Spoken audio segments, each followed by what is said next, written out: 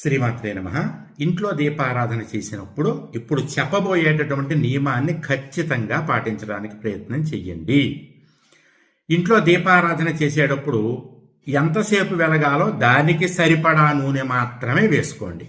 ఎందుకంటే ఇంట్లో దీపాలు వెలుగుతూ ఉండగా ఇంటికి తాళం వెయ్యకూడదు.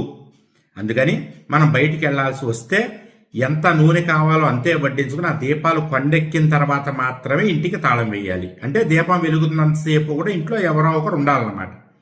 ఒకవేళ మనకి తెలియక ఎక్కువ చౌరు వేసేసాం, నూనె వేసేసాం, మన ఇంటికి బయటికి తాళం వేసి వెళ్ళాలి ఇంటికి.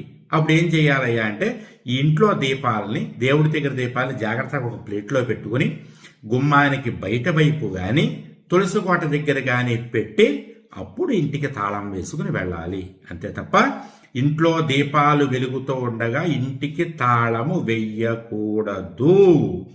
జయం.